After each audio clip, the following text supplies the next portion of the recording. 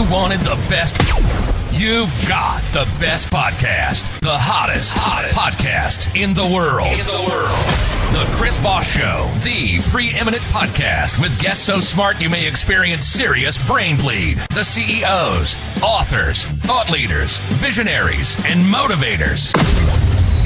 Get ready. Strap yourself in. Keep your hands, arms, and legs inside the vehicle at all times, because you're about to go on a monster education roller coaster with your brain.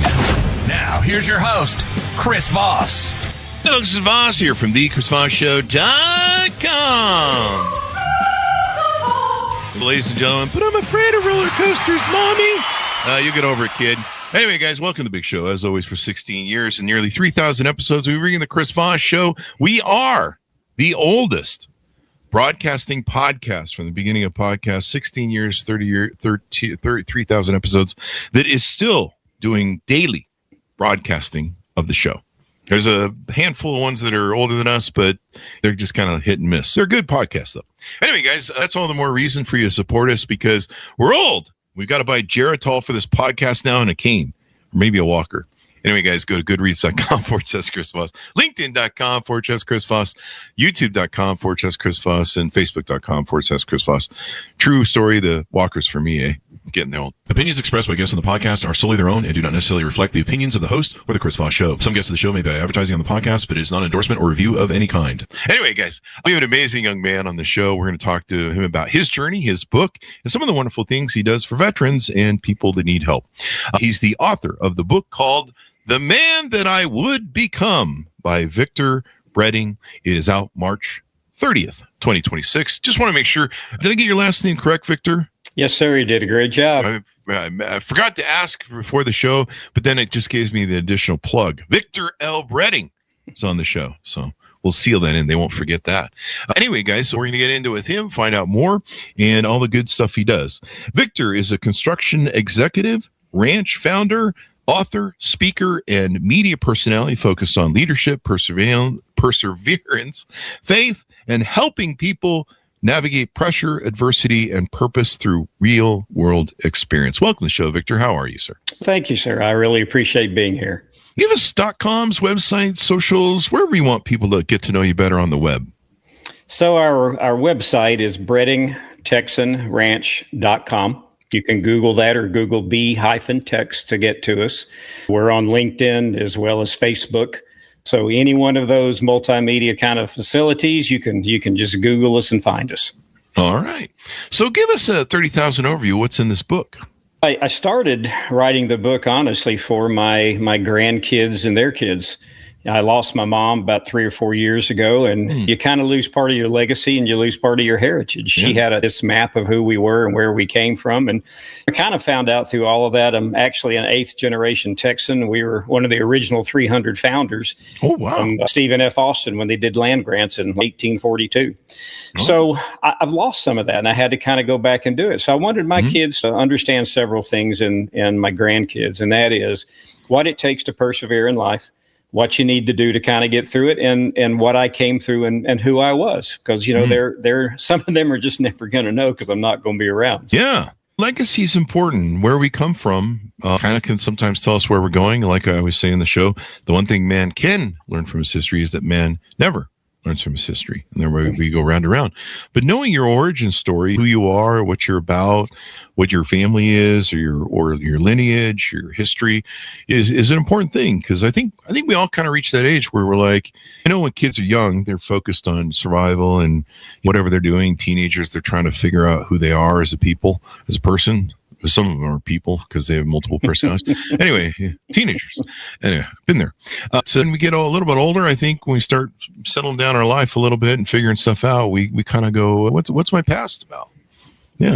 No, I totally agree. When you're younger, it's kind of what can I do tomorrow? And tomorrow I might not have. So you kind of want to know what's left and where you came from.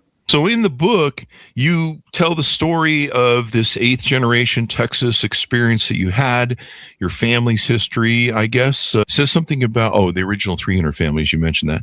And talk to us about how you grew up and some of the different stories maybe that you are favored, you like in the book. It really starts out with not having a father. That's where the story starts into, and being raised by a mom that she had grit, she had determination, and you grow up having to be the man of the family at an extremely young age. So you learn, you get a little hardened. You cut my neck off, I'm not gonna cry, I'm not gonna bleed, I'm gonna continue on. So part of the journey that I realized is starting from where I came, and that's where the book comes from, to where I ended up, understanding that you can still be a man, you can still basically do the things as a man, taking care of your family, but you can have a little compassion and a little caring. You just don't have to be hard all the time. So that's kind of journey in the book. So you ended up being were you the oldest in the family? Yes, sir. Being the oldest, I was the first child as well. That what we normally refer to, scientists call the smart one. And I always tease my siblings that I took all the good stuff out of the womb and left them with just leftovers. Hey, I try to tell my brother that too. He still thinks that, but I hadn't convinced him yet. I think the same way with mine. But there's a lot of pressure. But I grew up with a father, and so I didn't have that "you're the man of the family" thing. That's a whole level of pressure, especially on a young person where you're still trying to figure out. You're like, I can't open the peanut butter jar yet, Mom. How am I supposed to be the man of the family, right? Yes, sir. I'm 5 years old. What do you want? So you go through that life. Now, a lot of men who grow up, that become successful without fathers, I don't want to say they overcompensate, but I think they kind of do. Ted Turner, I believe, there's a whole list of people I know that are very successful, and they hearken being raised by a single mother and fighting through all that stuff at sometimes building a better man and more success. I don't know. Do you have any thoughts on that? Or no, it's true. I was, and I still am, determined. I'm get out of my way. I'm gonna make it happen. Right. Part of the problem of get out of my way is you lose the compassion part of life, and that's what I had to grow into. I've always been determined. Yeah. So I kind of had the same thing growing up poor, and then wanted to become successful. And then when I became successful, I was good at achieving and being driven, but I really wasn't good with dealing with other human beings and relationships and things like that. And I probably still aren't. Well, but was that kind of, I get it. maybe what you went through? I had to kind of learn that not really feminine side of me, but that feminine side of me. No, people you love them and stuff, and it's true. I would hate to tell you how many divorces I went to figure all that out. So I would be lying to you. So it took me a little while to realize, Victor, you can't tell them what to do, because the first thing you hear when you walk in the door is, "I'm not your employee." Oh. I've gotten that speech. You always boss people around because you're a boss. And I'm like, I've been running my company since I was 18. It's built in program. Yes, sir. But you can't. I just wrote him. I just write him a pink slip and ask him to move out. That's what I do. Mine's usually a pink slip as well as a check. I'm like, honey, we've been dating for a year. Go talk to the HR department, and they've got a message for you. Anyway, it's just you broke up with me through the HR department. So tell us about this ranch. You have the B-Tex Ranch, B-Tex Ranch there in Texas. Tell us about what you're doing down there and how that ties in with your book. So the ranch really started out as my wife and I's kind of retirement, and we've been hunters all of our life, been 5 different continents, and harvested a lot of animals. So it was a natural thing for us just to continue that portion of our life. And we met a couple gentlemen on an outdoor show. Gordon Melton with Hunting with Soldiers, and then Casey with Cross Trail Outfitters. So both of those two kind of changed the direction. Gordon has works with combat veterans and PTSD, and then Casey is a faith-based youth group. So both of that changed what the direction was. So all of a sudden, the ranch is more about giving. We've donated 64 hunts in the past 3 years. Oh, wow. So you guys started the hunt thing 3 years ago. And what do you try to achieve with that, and who do you try and help with it? So the ranch, like you said, revenue drives the more donations we can do. We've also gotten into some terminally ill kids. We've got another one coming up for a whitetail hunt. We hope he makes it to whitetail season.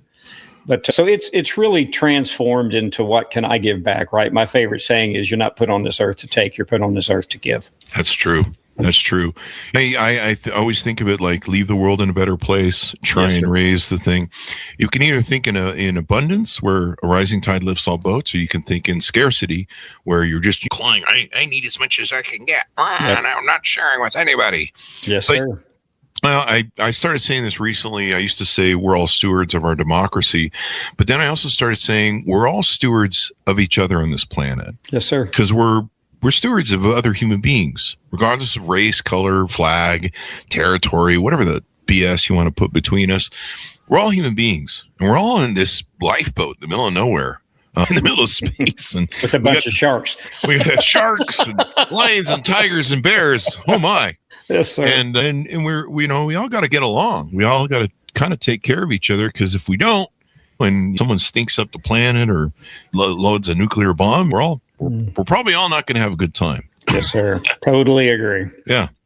So we all got to kind of take care of ourselves. And I love the fact that as you get successful, you start looking around and you say, how can I share this? How can I give back more and do more? And then I think you mentioned that you help veterans and Yes. it can help with their PTSD and different things. Yes, sir. Yeah, it's amazing what the outdoors does for the veterans. Yeah. It's a calm, it's a peace, the serenity. It's not about them harvesting an animal. It's really not. That's the extra point. It's more like when you watch them get together, the brotherhood starts back, right? Because that's what it was. It was a brotherhood. So within 5 minutes, they're brothers, and then the camaraderie starts, and the kidding, and the poking, and the having, and the fun, and they leave the world, right? They leave the world, the problems they had behind, and they just get to enjoy what they're doing. Yeah. I do that with photography. I love to go up into the canyons, take a drive up. I usually do this about every weekend. And I just kind of get one with nature. And I'm just doing what we call in photography, trying to capture the moment. Yes, sir. And so you're looking for moments. And one thing I really enjoy about it that I had never really noticed before until recently when I resumed photographing is being out in that nature and seeing everything that's going on. And you have to have a certain operational awareness too. I imagine Texas, you guys have wild boars and all sorts of crazy stuff that can come at you, rattlesnakes and lions and tigers and bears. Oh my.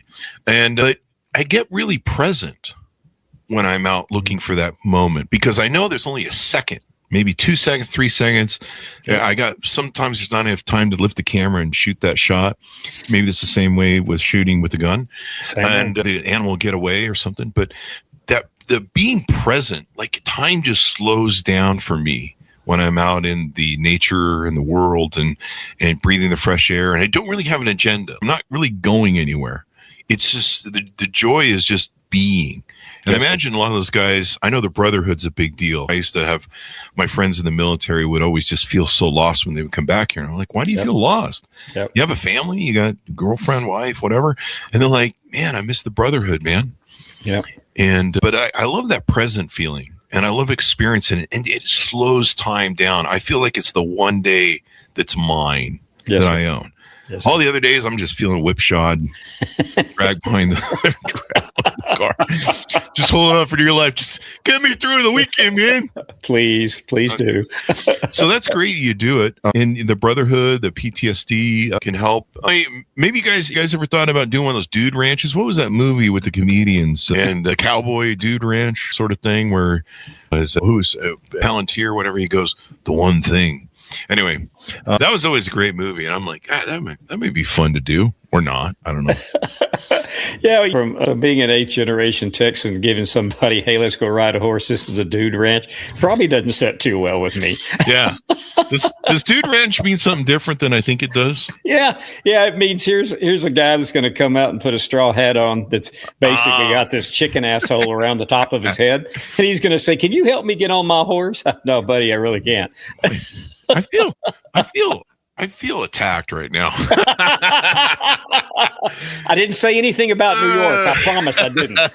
I tell you, I wear some pretty loose shorts, and when I was younger, I watched a lot of oh God, who was it? The you from around here, Pioneer, or what some of the things he used to say anyway. John Wayne. A lot of John Wayne, and I grew up wanting to be John Wayne when I grew up. And I remember the first time I got on a horse, I knew how to swing my leg over just like I'd seen John Wayne do it. So I got up on that saddle, swung my leg over. Turns out I'm built a little different. And I came down, and then I rolled off the other side of the horse in pain. So you got to be careful what lands on that seat when you swing wide. Yeah. You got to make sure you land basically on that other side. I did not. I came right down on something and went in the fetal position and went off the other side. And I've never been on a horse since. Yeah, that's going to teach you a lesson pretty quick, wouldn't it? Yeah. So there's a lot of people that go through that. I thought I was just broken or something. No, you're not the only one. Trust me. Yeah. Gotta wear a jock strap when you go on the horse. Yeah. If it had hung, you wouldn't have to win over. You could have stayed there. You know what I mean? That's true. Yeah. It's the horse is just like, and I did not get back on the horse like they recommend you to do. I was just like, I'm going to go get some ice. So now you're translating this into, I think, doing some speaking and some touring. I think tell us about what your vision is as you expand the awareness of what you're doing there on the ranch. So part of the vision, again, is about men's health. Been in construction for about 5 decades. And I come to a realization I really didn't know about 2 or 3 years ago that I thought most of the suicides came from veterans. They come from construction workers. Really? Yes, sir. So that's where I kind of started doing this, the book, realization, looking back and going, I survived. How did I survive? Is there a way I can help somebody else? And then you get around the veterans and kind of realize, okay, it's not just the vets. There's people that really need help. So I'm trying to help any way I can, whether it's through speaking, it's just having conversations, bringing people to the ranch, just any way I can. And I think I study a lot about masculinity. I study out of Stoicism. One of the things that when you really understand how the differences between men and women, we're not equal, folks. Men really need a tribe. They need a tribe of men that they can go and hang out with. And I think, don't quote me if I'm talking some conspiracy crap here, but I believe when men hang out together and do tribal stuff together, they work on projects like car, hunting, whatever they're doing that's goal-oriented, it actually increases their testosterone. So I think that's true. If not, I believe it. If not, you guys will write me on YouTube, I'm sure. But I'm pretty sure it does. If not, there's a camaraderie there. And I see so many men that they won't hang out with. My wife is my best friend I hang out with. That's cool. But she's sick of you most of the time because you're there. You might want to leave. And love grows fonder with not being around. That's what I told my girlfriend 3 years ago before I faked my death and left. That's the 5th time I've done that. It's getting old. But no, men need this. And it's so hard nowadays. I've had dudes like where I try and hang out with them at the gym and I'm like, hey man, you want to go to the gym and lift weights? And they're like, what's going on? You trying to get close to me in the shower or something? Like, no, dude. I'm an old world alpha dude raised by alpha grandfathers. I let's go work out. I need somebody to spot me, for Christ's sake. But men need that. And I think it's a big hole in most men's lives and why it's contributing such a high suicide rate. Men do have, I think it's 3 to 4 higher suicide rate than women. Yeah, they do. And part of it is just admitting, right? You don't get through a 10-step program, whether you're an alcoholic or a druggie, because the first step says you have to admit. Yeah. And we're trained basically to you hold it in. You're supposed to support the family, take care of them. We're going to defend you. And sometimes you just got to talk. And I go back to what you said on a tribe. How can you talk and how can you get it off your chest if there's no tribe for you to talk to? Exactly. And you need other men to talk to. Agreed. Men know what men's issues are. I'm assaulted all day long about what goes on in social media where all these women are trying to tell men whatever they think that men should be or whatever they are. And half of them didn't have fathers. So you're just like, I don't know why you're telling me what a man should be. And fathers have a huge impact on the development of young women. Others usually have a big development on the son. But it's a thing that men need to get back to. They need to tribe up more. They need to do stuff together. And common goals. When I was a kid, my alpha grandfather, we'd go fishing. And we'd learn to put the worm on and do all the things and camp and cook. And we did all those things. And then we had Boy Scouts when I was young. So we did all these testosterone driven Boy Scout crap we were always up to, and it was good for us. And I had other men on top of my father, the Boy Scout leaders that were leading me and teaching me the ways of men without really teaching, because we really just, it's like when your wife, you come home from fishing or maybe hunting, I don't know, and your wife goes, "What do you guys talk about?" And you're like, "I don't know, we said 5 words all the time." But we're fulfilled. Yeah, we are. Yeah. Our buckets are full, and more men need to do that. I've especially nowadays, it's a real big deal. So, do you have any upcoming events that you're speaking at? Maybe you want to plug, or just how people can maybe get in touch with you to hire you for speaking events? Yeah, we don't have anything right now because we're fixing to go to Africa again for 3 weeks on a hunt. So wow. Hadn't really scheduled anything, so we're getting geared up and looking forward to go in that direction right now. Are you taking some clients or people out there for the hunt? So we're actually taking a group with Trekking Outdoors. We've been on the Sportsman channel with them about 9 times. So we're taking them. They're actually going to record in Africa. Oh. So a new gig for them, new gig for us. So that's really where we're going for. Yeah. You guys have those Meta glasses? They're the Ray-Ban sunglasses, and they have cameras in them. We don't. We're still a little old-fashioned. I guess we like to keep our hands busy. Yeah. See, here's the great thing about those. I've been loving them for years, and I used to have the Google Glass back in the day. So if you guys are out Serengeti or wherever you are in Africa doing the plains and hunting and stuff, you can just tell it to record, and it'll start recording, and you don't have to hold them. That's the great thing. It's not like a camera. And so I get all these great videos with my dogs, throwing the ball with them and stuff, and I don't have to hold the camera and have it be all stupid. That would be a great thing to film down there with, and plus it's really first person experience. So I can see myself petting both of my dogs with both hands and stuff that you wouldn't see with a camera. But that's just an idea for you. But that's a great idea, because that way, in case the Cape Buffalo charge me, you can watch me get killed. See, it'll make a great YouTube video and the TikTok account for stuff not to do or something. Don't do this. He didn't live to tell about it, but don't do this. Stupid things white people do. That's exactly it. Yes, sir. I think that's called America's Funniest Home Videos. Actually. Yeah, it's still around. Like 50 freaking years that thing's been on TV. It's so popular.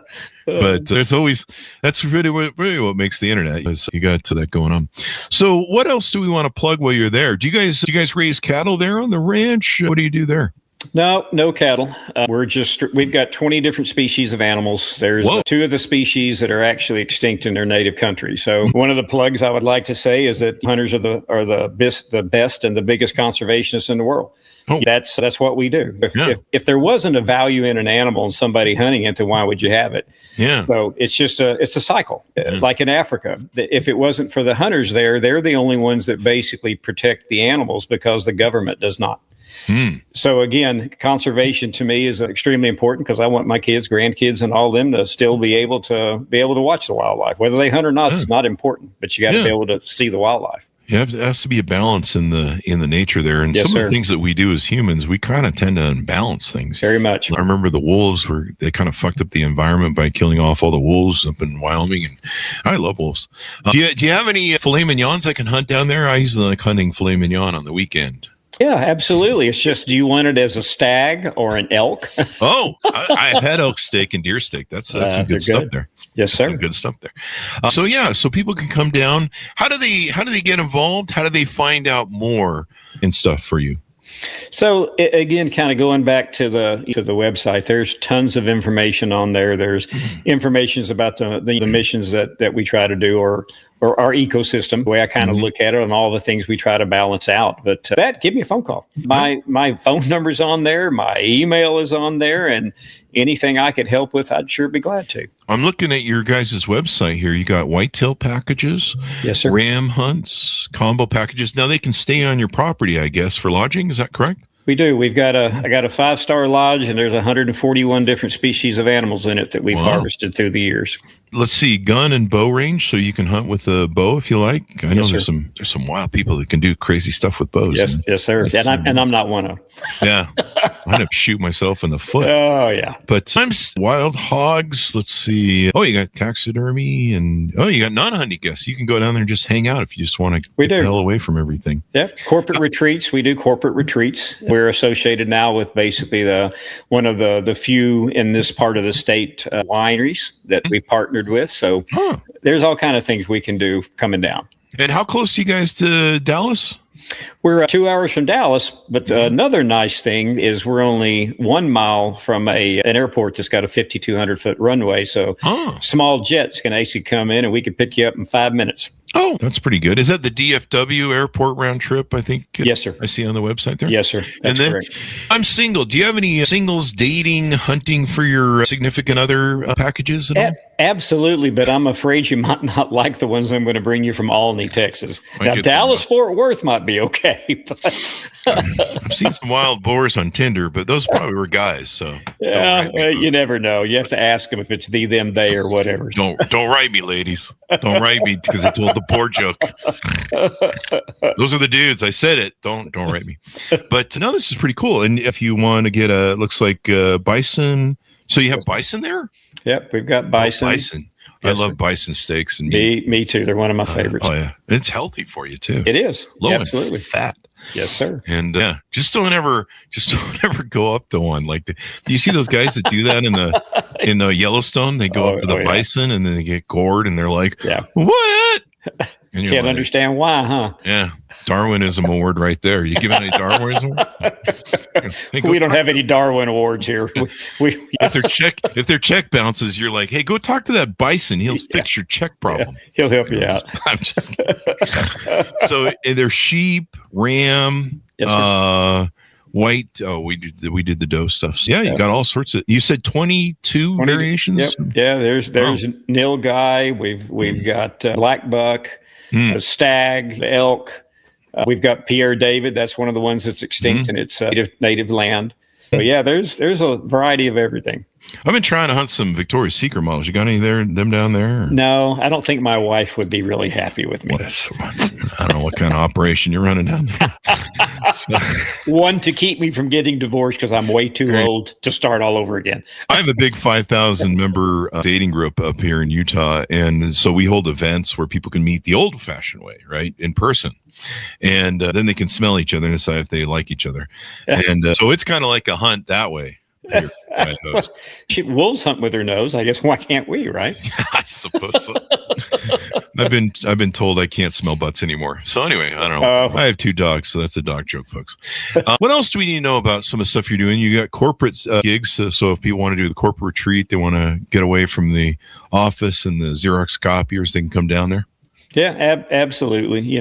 That's, like you said, is just a retreat to get away, have your own conference of what you want to do, or it's basically something to do with hunting. We can facilitate whatever you need. Yeah. Now, if I don't like my boss or coworker, can I pull one of them Dick Cheney accidents when I'm out hunting? As long as you sign my release first. I'll just bring Dick Cheney with me. I think you'll be fine. Yeah, he'll help you out. How do you shoot your own lawyer in the face? I mean, I'm not sure. If you owe him money, that's better. Another story, right? That's going to be an additional fee, I think, from him on the thing if he lives. So this is great. We've had a lot of veterans on the show. We've had a lot of people who have PTSD and different ways they've dealt with it.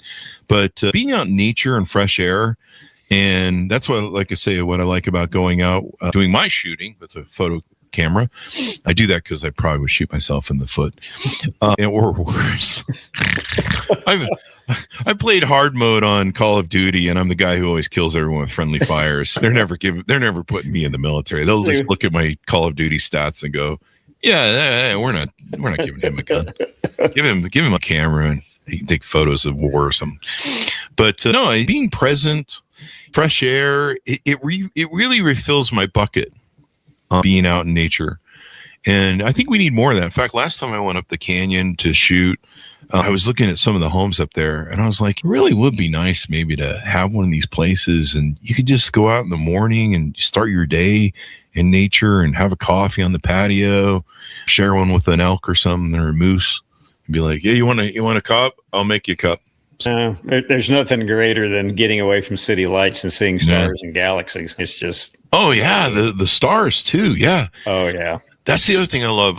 I'm heading to LA here from Vegas, Utah next week, and I love stopping in the middle of the night on those dead end freeway exits that don't have anything, no gas stations, no nothing. They're just like, the only thing here is serial killers, man. So watch the bushes when you stop.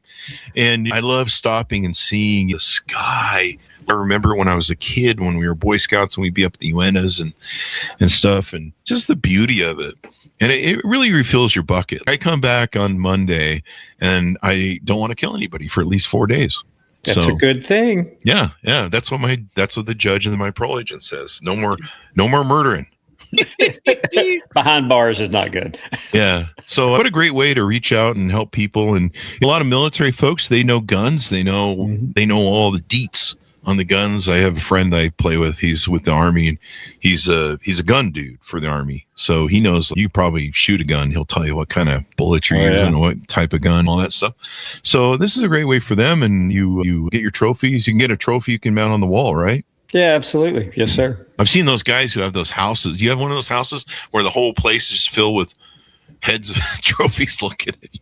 There's 141 in the lodge. So yes. Holy crap. Yeah. Do they glow at night ever? If you ever turn on the lights, you're like, I feel like someone's watching me. It could do that, but I just don't want to tell anybody that and scare them away. But it's possible. Yeah. I'm thinking of that Dudley Moore scene with Arthur where he's talking to the old man and he taps the moose on the face or something. He goes, "This is a tough room." And I don't have to tell you that. So anything more we want to know and cover before we go out? Yeah, just appreciate the opportunity to be on the show. Thank you for letting me spread the word about what we do and the book and the ranch. Yeah. More men need to tribe up. They need to hang out with each other. They need to refill their buckets. And women fall in love with you when they miss you. So you got to leave every now and then. That's why they don't like you hanging around all the time. Just make them appreciate you. Plus, you can get some sanity and talk to some people that use logic and reason and stuff. But no, I think more men need to do this. Men are so isolated now. You see so many men that, I heard a comedian or somebody say this. Right now, what men have to do is they're not even welcome in their own homes most times. They're just relegated to the only piece they can have is the dirtiest place in their home, the garage. Or even more pathetic when I see the basement. Oh yeah, my wife says I can have a basement. What do they call it? The men's cave in the basement? Man cave. I'm just like, hey, if you're paying for that whole house, that house is yours, man. If I want to poop in a corner, I will. But that's probably why I'm still single. Anyway, speaking of, I got to go find a corner. So anyway, don't do that, folks. We're just joking here. Don't write me. So this is wonderful. I'm glad you're doing this. I'm glad you're helping people. I'm glad you're spreading the message. We need to do something about men's suicide. We carry a lot with us. We don't talk about it. And sometimes talking to other men is really important. I went through that with COVID. All my buddies that we used to travel and hang out and party at events and do all the conferences and stuff, that all got shut down. So we couldn't hang out anymore. And then we reached a point where you didn't know if your friend got COVID and he'd be gone tomorrow. We started telling each other, hey, man, I love you. Because we didn't know if that was going to be the last call. Because when COVID started, it was a wild card. No one knew. But now I've got friends. I had a friend call me yesterday and he goes, I have stage 4 cancer. And he's a little bit older than me, but he's a good friend. And these are things that sometimes men can only talk about between each other. And a lot of the world, men talk about their problems. They're like, we don't care. It's all about us. And you're just like, well, it must be fun. So, yeah, you need other men. You need to, and being out in nature and present, fresh air, all the good stuff there. Yes, sir. Go. So I'll have to come down and hunt me a filet mignon or maybe a ribeye. Come on down. You're welcome. Give us a final plug out to all your .coms, Victor, before we go, and wherever you want people to get to know you better. I appreciate it. So The Man That I Would Become is on Amazon. You can find it there. You can either also do my name, Victor Bredding. Then the ranch is breddingtexanranch.com. And all of my information is there from all our social media and Facebooks and LinkedIn. You can look me up on LinkedIn. I actually have a newsletter on LinkedIn that basically leaders that give win. So there's a couple places, if you just do a little Googling, you could find us. Thank you very much, Victor, for coming on the show. Really appreciate it. It's been fun to have you.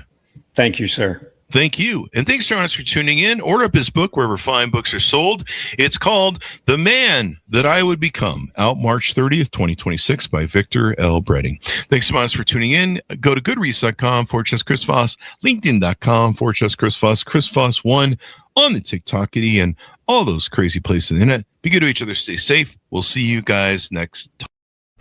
You've been listening to the most amazing, intelligent podcast ever made to improve your brain and your life. Warning, consuming too much of the Chris Voss Show podcast can lead to people thinking you're smarter, younger, and irresistible sexy. Consume in regularly moderated amounts. Consult a doctor for any resulting brain bleed. All right, Victor, we got it in the can. Great.